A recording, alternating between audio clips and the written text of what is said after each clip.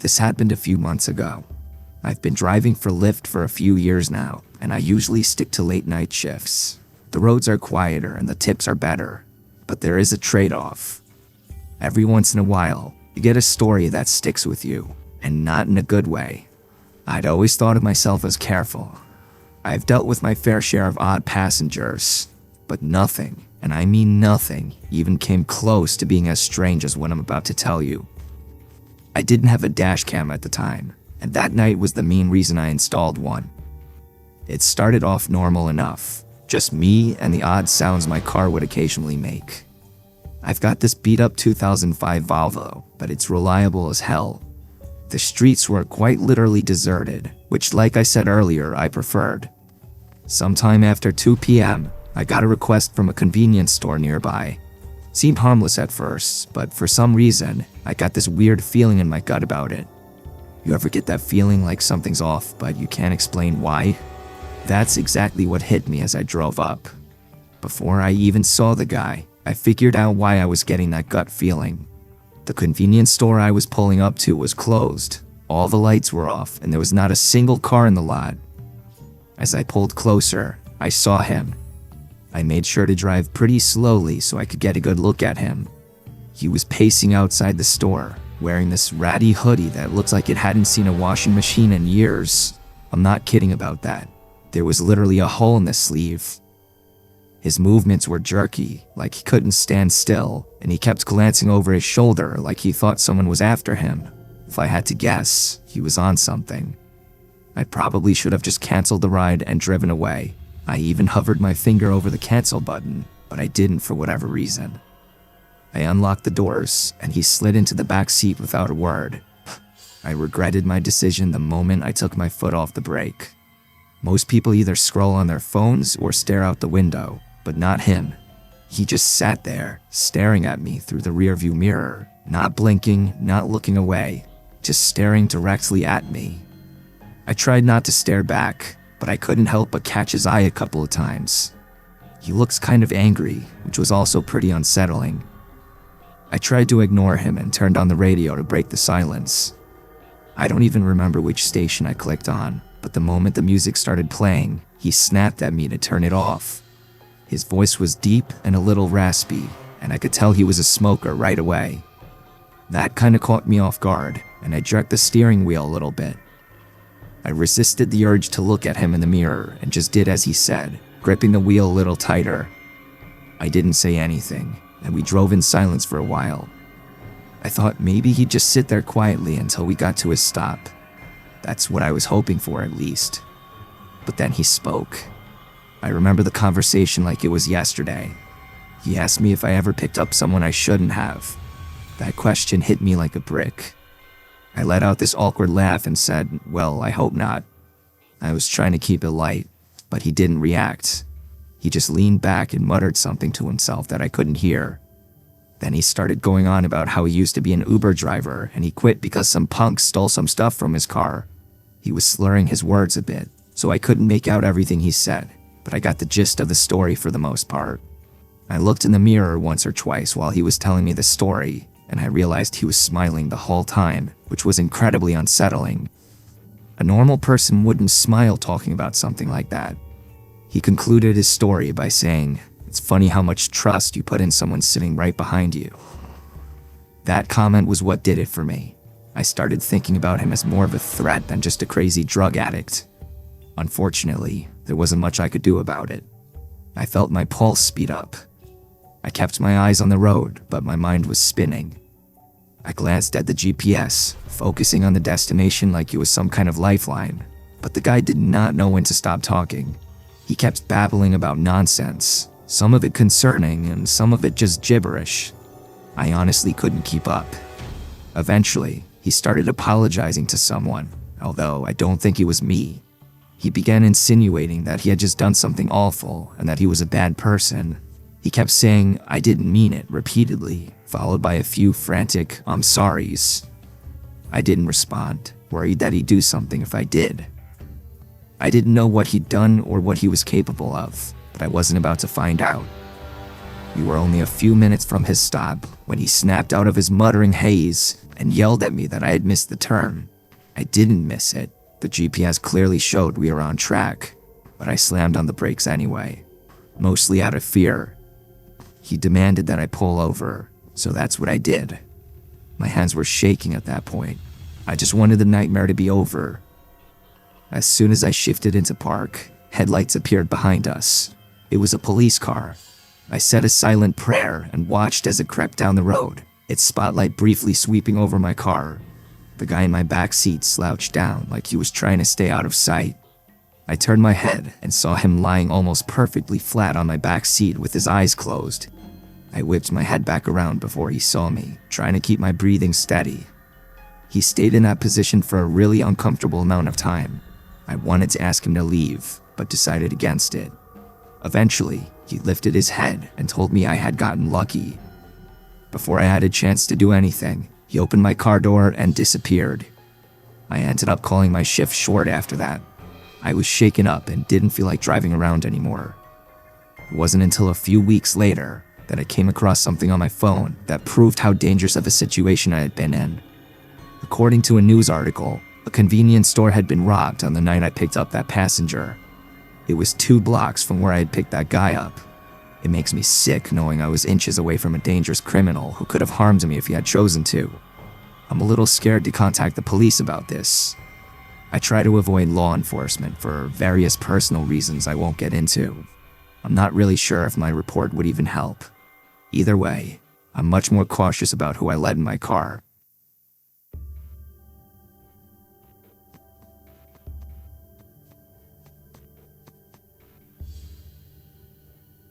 I used to live in the city. The urban lifestyle is honestly what I always envisioned for myself.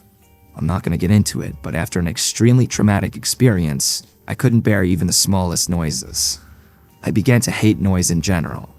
My psychiatrist told me I had developed a rare case of phonophobia, so that pins and needles feeling you get when your foot falls asleep. It's kind of like that, but in my chest, always there, like my body was bracing for something that wasn't coming. Every car horn or slamming door felt like a jolt straight to my nerves. I couldn't keep living like that. About 3 years ago, I found a cabin buried deep in the Pacific Northwest. I don't want to say exactly where it was for reasons you'll soon understand, but all I'll say is that it was somewhere in Oregon.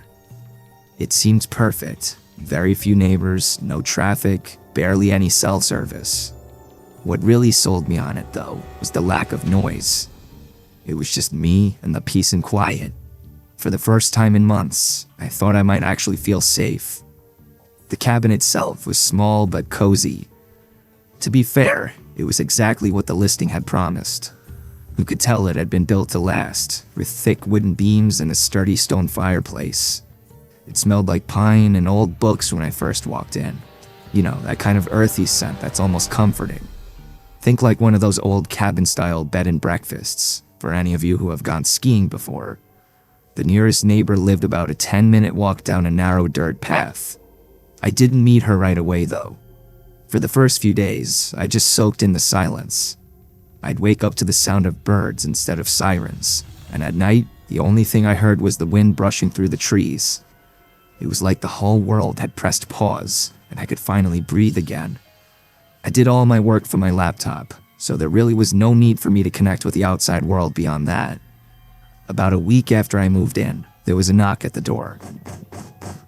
The cabin obviously had no doorbell, so those knocks were something I'd have to get used to. I opened the door, expecting it to be my neighbor, and it was.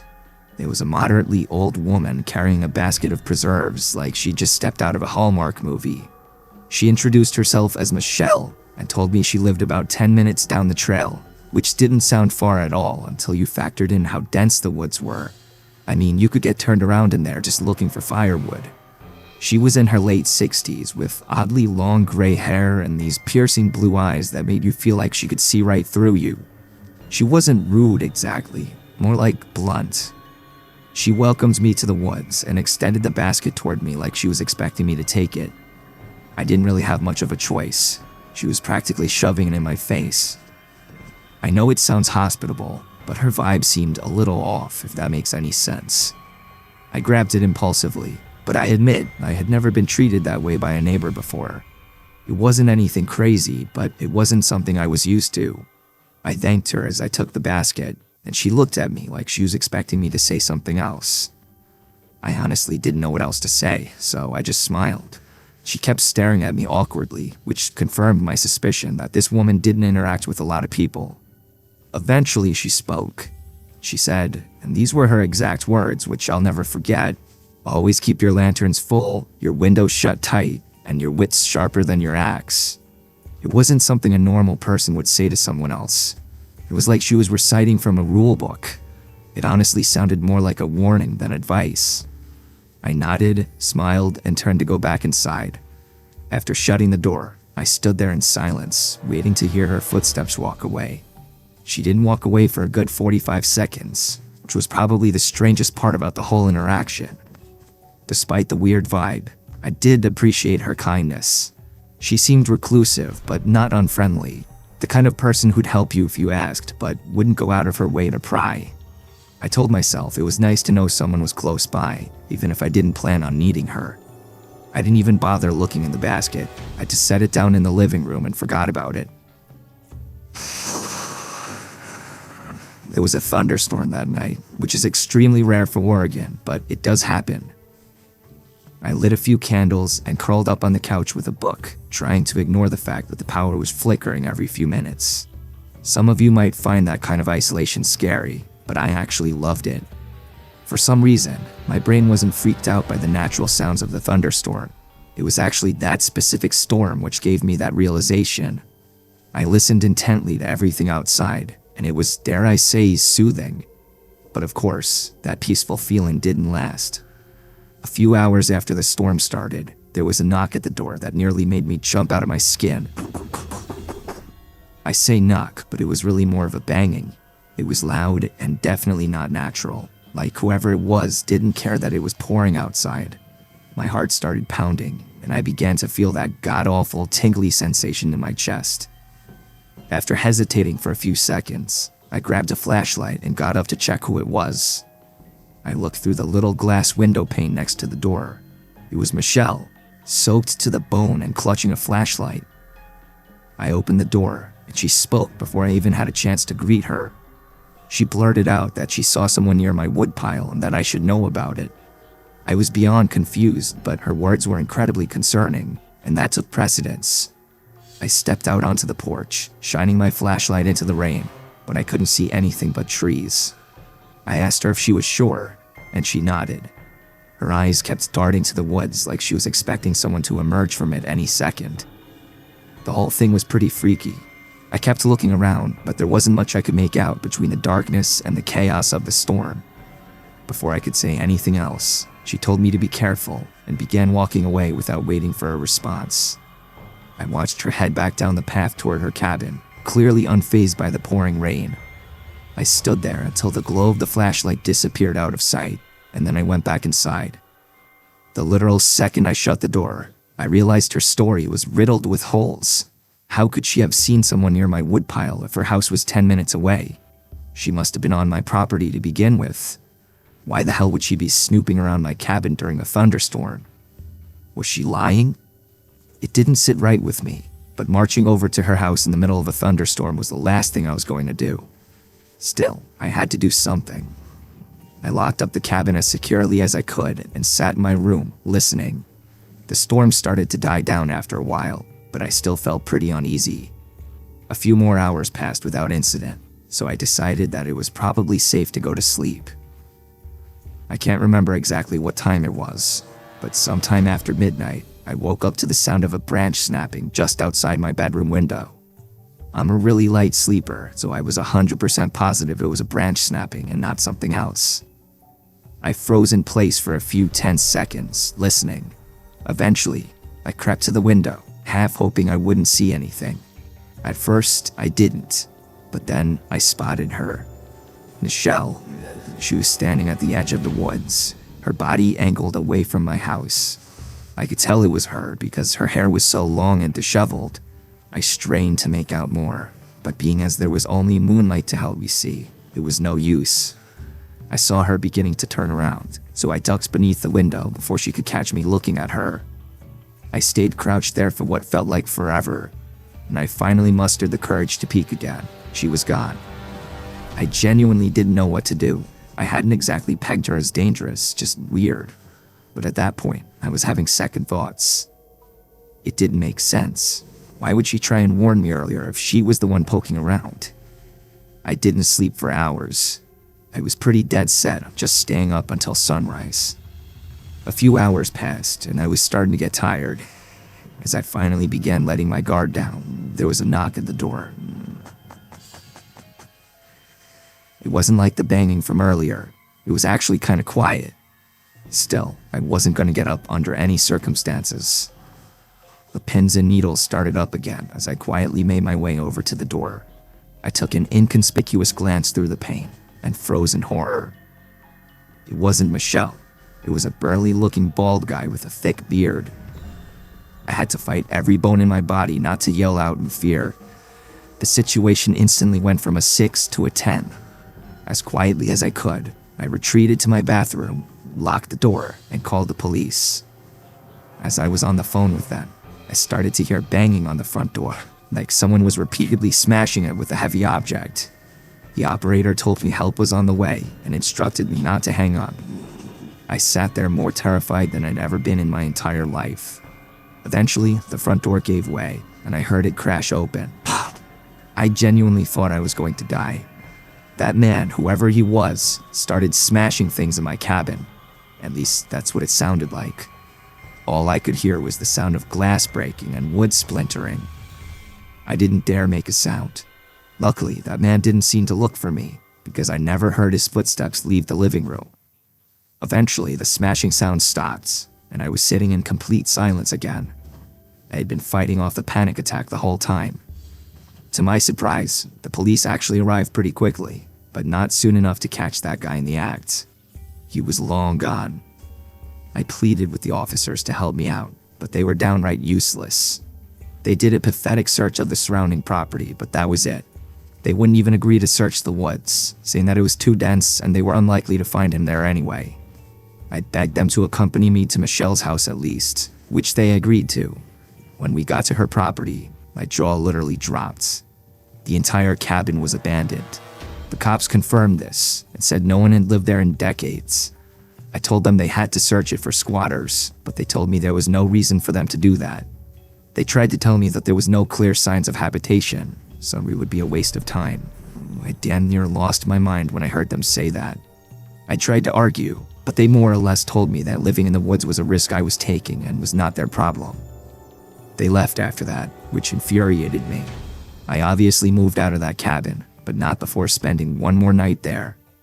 It was awful, but I made it through without anything happening. Things have been good for me since then, but I still constantly think about this experience. Some of my superstitious friends have theorized that Michelle was actually a spirit that was trying to protect me, and that she was really just trying to watch over my property for whatever reason. I don't believe in the paranormal, so I think it's much more likely that two people, her and that man, had been squatting in that abandoned cabin. I just still don't understand why they decided to target me, or why Michelle would bother to warn me if she were planning on breaking into my house. I don't think I'll ever know.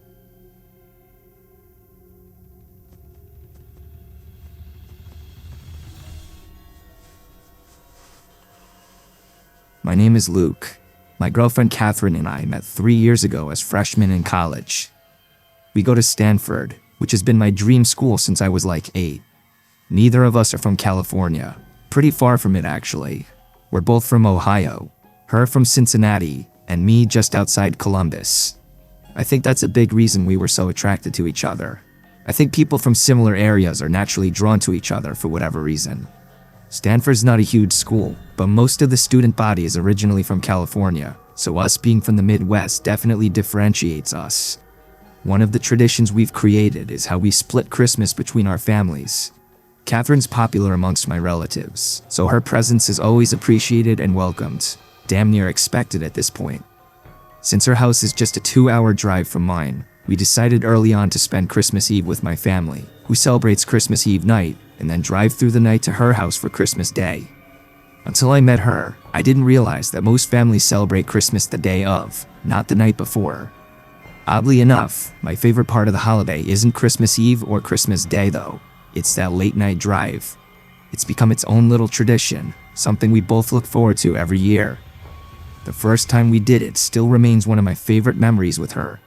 Because of where I live, the quickest route from my house to hers doesn't take us on a major highway. Most of the route is quiet back roads, just fields, trees, and the occasional distant farmhouse. It's always really late at night when we do it, so in combination with the secluded route, we rarely encounter any other cars.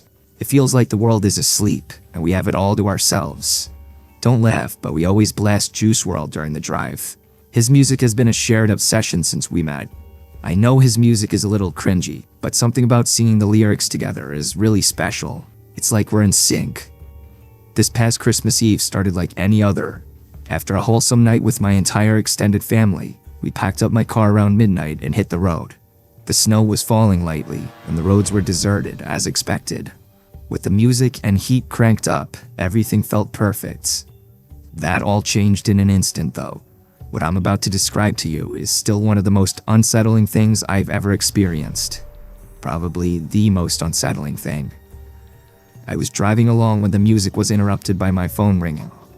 I glanced down, a little irritated that I'd be getting a call this late. It was an unknown number. I ignored it without thinking. Probably a scam call. Those things are constant these days. Catherine made a joke about how committed those call center guys must be making calls on Christmas. I laughed in agreement, and that was that. But then, a few minutes later, my phone rang a second time. I again looked down and saw that it was another unknown number, probably the same one as before. I sighed, irritated, but let it go to voicemail. Catherine glanced at me and raised her eyebrow, but didn't say anything. I tilted my phone towards her to show her that it was an unknown number, and she said, "That's so weird," with a confused look. I didn't respond. Instead, just shrugged my shoulders. The music eventually resumed, and I tried to take my mind off the phone calls. But of course, not 2 minutes later, my phone rang again. I was pissed at that point, cursing under my breath as I fumbled wildly for my phone. I snatched it from the console and swiped aggressively across the screen, ready to tell whoever it was to screw off for spamming my phone. I could tell I startled Catherine, as her body tensed up with my sudden movements. In hindsight, I probably overreacted, but I was sick of being harassed. I basically barked hello into the phone with as sharp a tone as I could muster. I expected the scam script to begin, but I was instead met with silence. I turned up the volume in my car and immediately picked up on a faint static coming from the other side of the line. I was about to hang up when a man's voice spoke. The voice didn't belong to anyone I knew. "Hello, Luke." I was so caught off guard I nearly swerved off the road. I couldn't speak. I felt my whole body starting to itch, which always happens to me when I'm nervous. Before I could respond, the man continued. He started reciting personal information, my full name, my address, details about my life that no stranger should know, details that no stranger could know. My mind was racing, trying to make sense of it. I wanted to pull over on the side of the road, but I kept driving like I was in some kind of trance. I considered shouting at him, but decided that anger wasn't the best resource in a situation like this. After he paused for a few tense moments, I finally spoke. I asked him what he wanted in a steady voice, trying to hide the fear I was feeling. The voice paused before delivering the words that made my blood run cold. He said that he wasn't here for me, that he was here for Catherine. Hearing my girlfriend's name was about 100 times more terrifying than hearing my own. The horrified expression on her face told me that she was just as shocked as I was. I blurted out that I didn't know a Catherine, that he must have the wrong number. The man chuckled before saying, "She's sitting right next to you." That was too much for me. I pulled over on the side of the road. I had no choice. My hands were literally shaking in fear.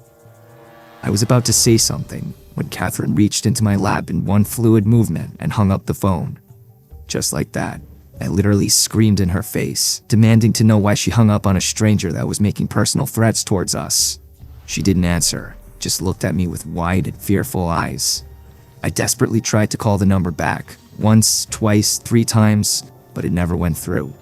Catherine told me to keep driving, which I ultimately did, but not before questioning her. She told me she was scared and that I couldn't blame her for hanging up, which I guess was fair. I drove off in silence, but I still couldn't understand why she'd hang up the phone. I don't know whether I was more furious or afraid. Part of me was expecting that number to call back, but after about 10 minutes, I felt like it was increasingly unlikely. At one point, I looked over at Catherine and saw tears in her eyes. She told me she didn't feel safe, which I empathized with. Something in the pit of my stomach gnawed at me though. Catherine and I had been through enough in our relationship to know that trust didn't always come easily. There had been little things, white lies, half-truths, moments where I caught her being less than honest. I knew I was being paranoid though. How could she possibly have done anything to do with this? The rest of the drive was silent. I didn't play the music again, and neither of us spoke. My mind was still spinning with a million unanswered questions. Who the hell was that guy? How did he know so much about me? Only my family knew where we were driving that night, and they'd never pull a stunt like this. I was 100% sure of it. I couldn't think of another explanation though. Even when we finally pulled into Catherine's driveway, I didn't feel much better. It's been almost a month since this happened, and I have yet to get my answers. Neither of our family members were responsible. We asked all of them. Catherine swears she's just as clueless as I am, which leads me to believe the person on the other end of the phone call had sinister intentions.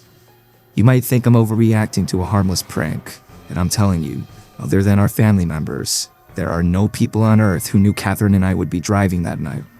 I'd been really tense ever since. I can't help but brace myself every time my phone rings. I know he's gonna call me again eventually. It's just a matter of time.